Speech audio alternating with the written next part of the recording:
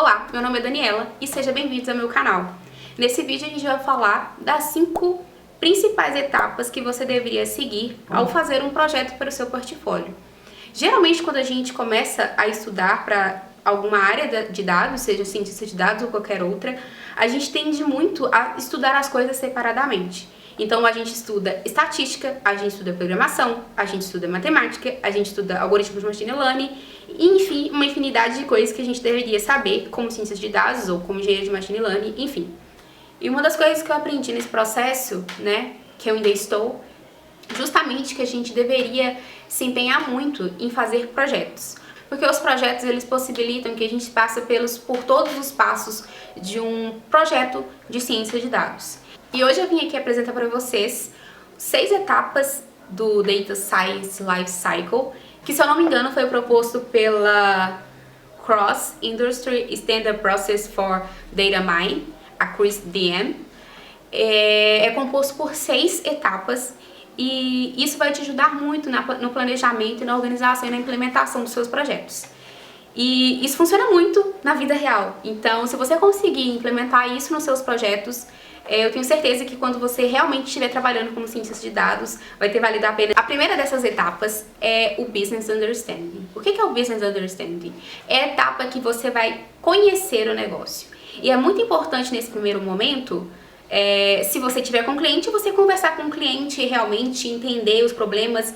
E você tem que ter claro na sua cabeça que muitas vezes eles não vão estar alinhados, com todos os stakeholders, não vão estar com a cabeça alinhada no mesmo ponto. Então vai ser importante você ponderar e tudo mais. Mas no seu projeto, quando você estiver lá, pegou algum dataset no Kaggle, por exemplo, é muito importante que você tenta pensar em problemas que você precisa resolver. Fazer o levantamento mesmo, o que eu poderia resolver através desses dados. E essa é uma parte que demanda tempo mesmo. Por isso que eu falo que, às vezes, o cientista de dados, ele tem que realmente pensar sobre o problema, sabe? Às vezes não resolve fazer. Você tem que pensar, você tem que levantar hipótese. Enfim, por exemplo, você tem algum problema você tem dados sobre pacientes em um hospital, Aí você poderia, por exemplo, pensar em qual a melhor forma de alocação de médicos nessa área de hospital, se tiver alguma coisa a ver com medicina. Enfim, tô viajando aqui. Mas a ideia do Business Understanding, quando você tem um dado, que você não tem um problema real com o cliente para resolver, você tem que realmente pensar e levantar hipóteses, E isso demanda tempo e é necessário para um cientista de dados. A segunda parte é o Data Understanding. Agora que você entendeu do negócio, entendeu qual que é o problema que você quer resolver, qual que é as respostas que você quer responder, é muito importante agora você conhecer os seus dados. Porque na vida real não tem dado bonito. Sabe aquele dado que não tem nenhuma coluna nula, que todos os dados estão preenchidos, que todos os dados fazem sentido, que você consegue entender o que é cada coisinha daquele dado? Na vida real isso não acontece. E tem alguns dados que você vai pegar no Kaggle, por exemplo, que realmente não está claro. E vai ser ótimo para você realmente conseguir fazer esse da vida real para a vida ali de projeto que você está desenvolvendo, que é muito necessária no nosso aprendizado. Então é nesse momento, nessa etapa, é importante que você use alguma ferramenta para visualização,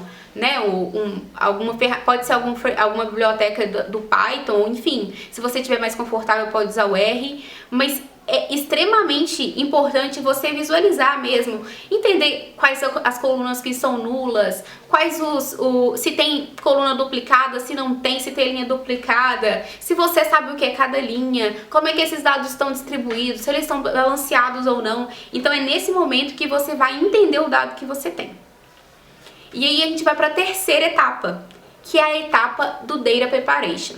Agora que você entendeu o seu dado e você sabe o que tem ali nas suas tabelas, o que refere a cada coluna, é o momento de você preparar esse dado. O que é preparar o dado? Depois de você entender esse dado, é você ver se você vai precisar de fazer um balanceamento desse dado, você vai precisar de tirar alguma linha que está duplicada ou não, você vai precisar de usar todas as colunas, todos os atributos que estão ali.